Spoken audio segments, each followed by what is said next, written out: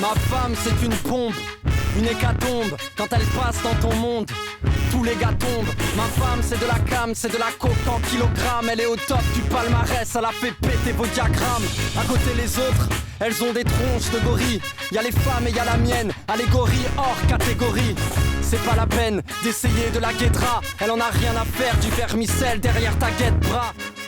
Je suis né au Burundi, à Bujumbura, qui est la capitale du Burundi, dans un petit bout d'Afrique que très peu de gens connaissent, qui ne ressemble pas du tout aux images de l'Afrique qu'on peut se faire vu d'ici. Petit pays, je t'envoie cette carte postale, ma rose, mon pétale, mon cristal, ma terre natale. Et mon père, c'était un vagabond, quoi.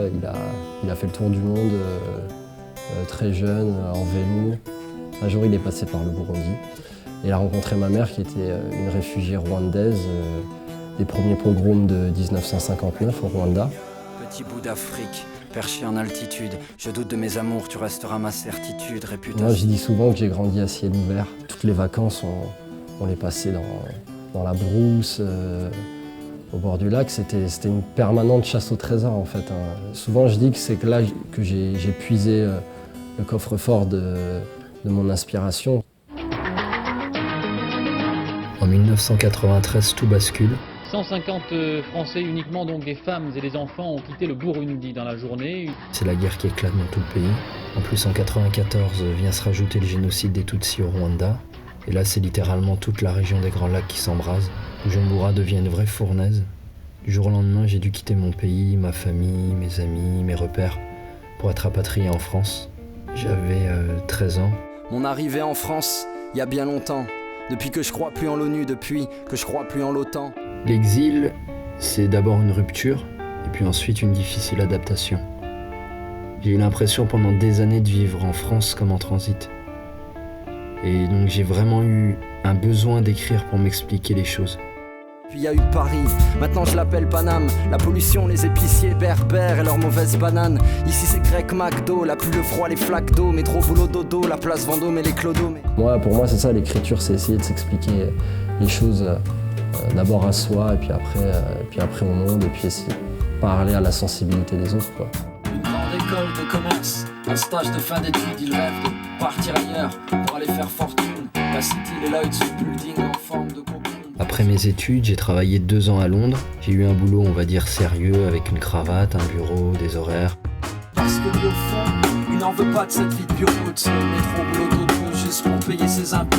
On me pressait pour avoir un super niveau d'études, pour finalement faire des choses où la créativité, l'imaginaire, c'était au placard. J'ai commencé vraiment à rêver de rentrer en France pour faire ma musique, quoi. Déjà en arrivant en France en 1995, je m'étais mis à faire du rap. J'avais posé sur des compiles, des mixtapes, j'avais fait des premières parties. Mais c'est en rentrant de Londres que vraiment je me suis investi à fond à travers mon collectif de slam, Chant d'encre. Et avec ce collectif, on a fait énormément de scènes, énormément de concerts. Je n'accepterai jamais les règles qu'ils ont fabriquées. Je n'accepte que les rêves que mon cœur veut abriter. Chant d'encre, merci.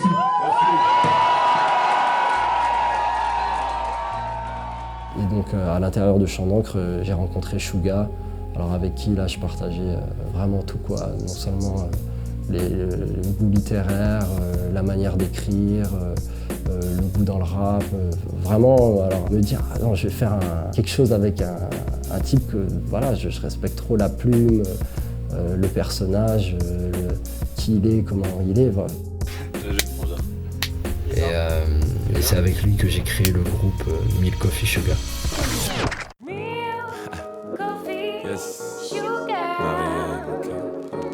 Alors avec Edgar, on a commencé à maqueter dans la cuisine d'un pote. Et puis on a vite compris qu'il fallait un peu plus se prendre en main pour avancer. Donc on a créé en 2009 notre label, 6D Productions, avec notre manager. Et on a tout appris en se débrouillant seul pour arriver, on va dire, à une démarche professionnelle pour imposer notre groupe. Et enfin, l'idée c'était vraiment d'exister. On a sorti notre premier album le 10 mai 2010.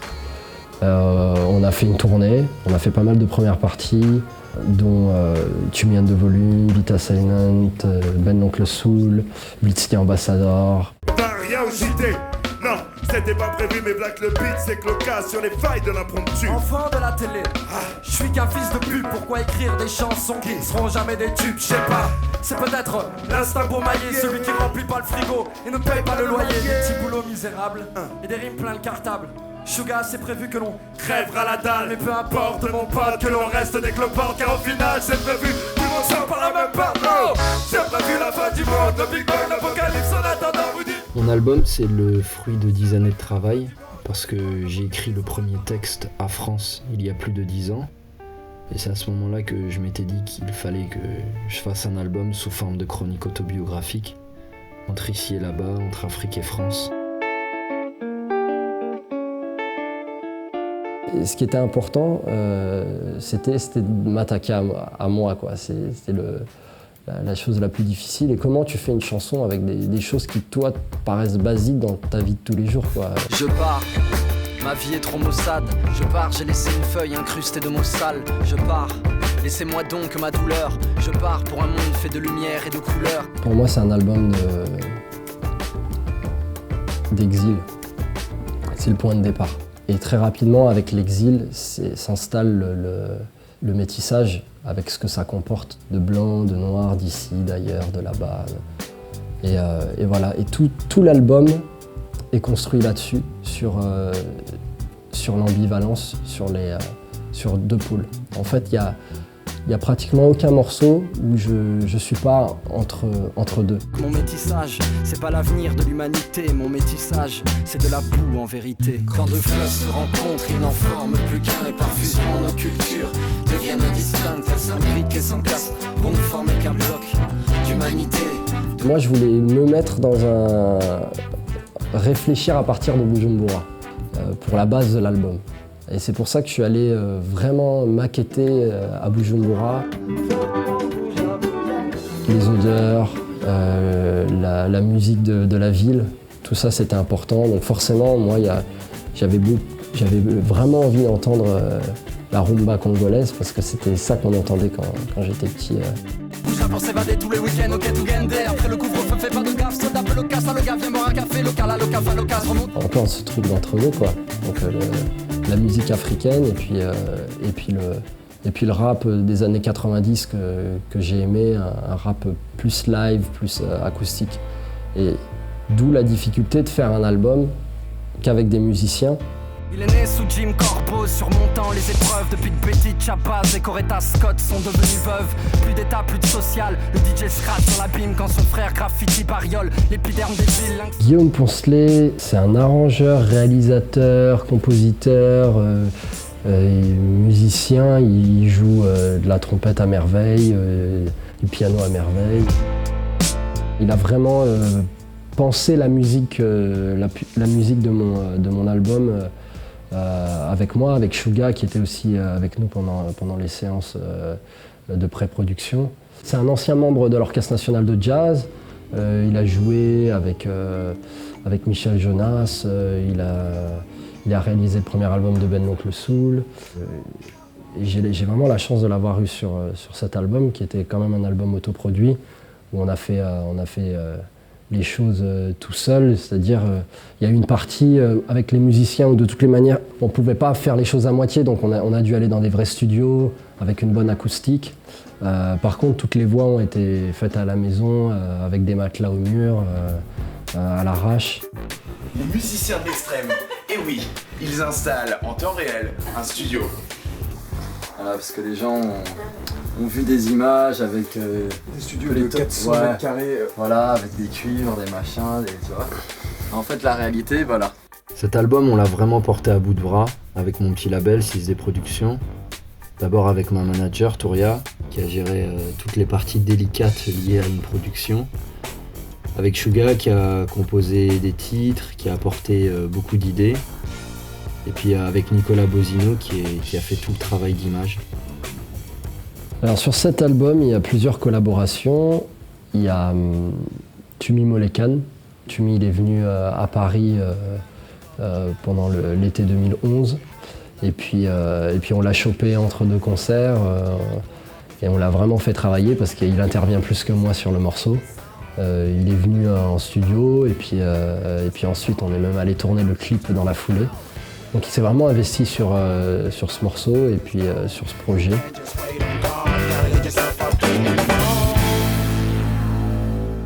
Sinon il y a aussi Ben l'Oncle Soul.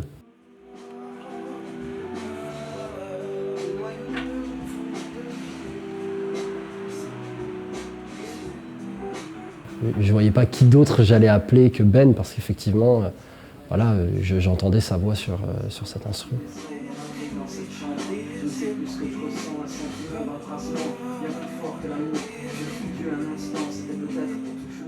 Et puis, cerise sur le gâteau, c'est Bonga, chanteur angolais, que j'écoute sans le savoir depuis que je suis petit parce que c'est une des grandes voix africaines, au même titre que Césaria Evora. Voilà, c'est quelqu'un qui, en plus de sa qualité artistique, est quelqu'un qui est engagé politiquement, qui a participé aux luttes de libération de l'Angola dans les années 70. Et après des mois et des mois voilà, pour essayer de rentrer en contact avec lui, il a finalement écouté le morceau. Et puis je crois qu'il a vraiment adhéré à ce que je raconte dans cette chanson, une chanson qui s'appelle Président. Il s'appelle Président, il tient les rênes du pays depuis 10 à 40 ans. Il est élu à 99%, l'ethnie dont il est issu est qualifiée de pur sang. En plus, j'avais la chance qu'il y avait une baie vitrée, donc je le voyais pendant qu'il était en train de faire sa prise. Et il n'était pas en train de travailler, quoi. Il était en train de vivre le morceau.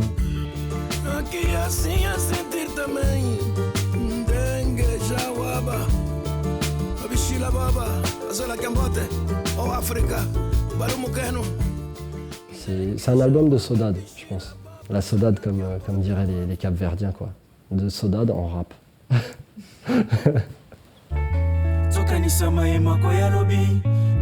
La France c'est l'asile, l'absence c'est l'exil. Souffrance, par pudeur, faut pas que je l'exile. Je vis loin de mes rêves, mes espoirs, mes espérances. C'est ça qui me tue d'être écartelé entre Afrique et France. La France c'est l'asile, l'absence c'est l'exil. Souffrance, par pudeur, faut pas que je l'exile. Je vis loin de mes rêves, mes espoirs, mes espérances. C'est ça qui me tue d'être écartelé entre Afrique et France.